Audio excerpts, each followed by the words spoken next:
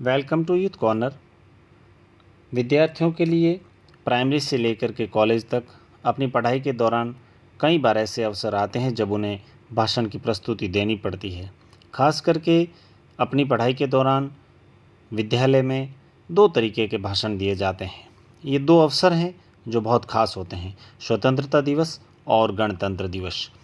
आज मैं आपको प्राइमरी स्कूल्स के लिए एक छोटा सा भाषण का प्रारूप प्रस्तुत कर रहा हूँ, जो कि 26 जनवरी के लिए होगा, गणतंत्र दिवस के लिए। इस अवसर पर यदि आपको मौका मिलता है तो आप इस तरीके से शुरू करके 90 तुले शब्दों में बहुत ही बेहतरीन प्रभाव छोड़ सकते हैं। आप कुछ यूँ शुरुआत कर सकते हैं।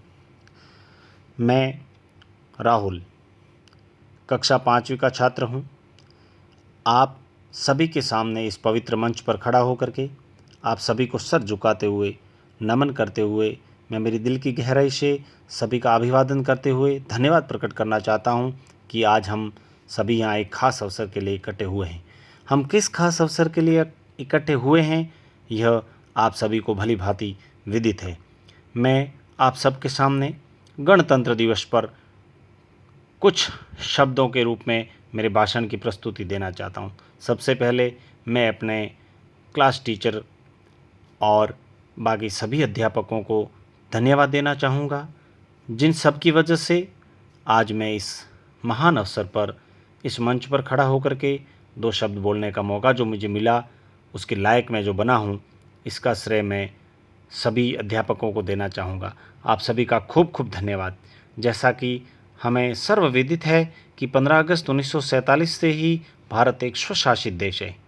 1947 में 15 अगस्त को ब्रिटिश शासन से भारत को स्वतंत्रता प्राप्त हुई, जिसे हम स्वतंत्रता दिवस के रूप में मनाते हैं। हालांकि 1950 से 26 जनवरी को हम गणतंत्र दिवस के रूप में मनाते आए हैं और मनाते हैं।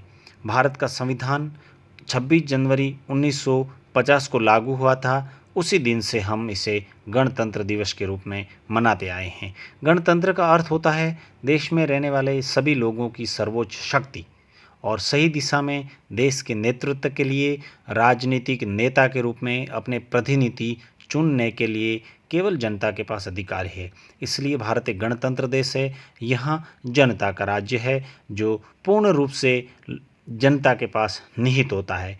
यहाँ लोकतंत्र है, लोगों का राज है, लोगों के द्वारा है और लोगों के द्वारा बनाया गया, लोगों के द्वारा किया गया और लोगों के लिए किया गया शासन चलता है। हमारे देश के महान नेता और स्वतंत्रता सेनानी महात्मा गांधी, भगत सिंह, चंद्रशेखर आज़ाद, लाला लाजपत राय, सरदार वल्लभ भाई पटेल, लाल बहादुर शास्त्री आदि हैं। भारत को एक आज़ाद देश बनाने के लिए इन लोगों ने अंग्रेज़ों के खिलाफ लगातार एक लंबी लड़ाई लड़ी और इनकी लंबी लड़ाई और लाखों स्वतंत्रता सेनानियों के बलिदान के रूप में हमें इस देश को आज़ादी प्राप्त हुई थी। हमारे देश के पहले राष्ट्रपति डॉक्टर राजेंद्र प्रसाद थे, जिन्होंने कहा था कि एक संविधान और एक संघ के क्षेत्राधिकार के तहत हमने इस विशाल भूमि के संपूर्ण भाग को एक साथ प्राप्त कर लिया है। जो यहाँ रहने वाले 320 करोड़ पुरुष और महिलाओं से ज़्यादा के लोक कल्याण के लिए जिम्मेदारी लेता है। कितने शर्म से कहना पड़ रहा है कि हम अभी भी अपने देश में अपराध, भ्रष्टाचार और हिंसा, आतंक, बलात्कार, चोरी, दंगे, पड़ताल, हड़ताल आदि के रूप में इन सभी बीमारियों से लड़ रहे हैं। फिर से ऐसी गुलामी से देश को बचाने के लिए सभी को एक साथ होने की ज़रूरत है, क्योंकि विकास और प्रगति के इसकी मुख्य धारा में जाने से अपने देश को पीछे खींच रहा है। आगे बढ़कर इसे सुलझाने के लिए हमें अपने सामाजिक मुद्दों को, जैसे गरीबी, बेरोजगारी, अशिक्षा, ग्लोबल वार्मिंग, असमानता, गरीबी, इन सबको काट के फेंकना होगा। डॉक्टर कलाम ने कहा था कि अगर एक देश भ्रष्टाचार मुक्त होता है और सुंदर मस्तिष्क का राष्ट्र बनता है, मैं दृढ़ता से महसूस कर सकता हूँ कि 3 प्रधान सदस्य हैं जो अंतर पैदा कर सकते हैं। वो हैं हमारे माता पिता और गुरु। इनकी वजह से ये भारत बहुत ही मजबूत देश बन सकता है। भारत के एक नागरिक के रूप में हमें इसके बारे में गंभीरता से सोचना चाहिए।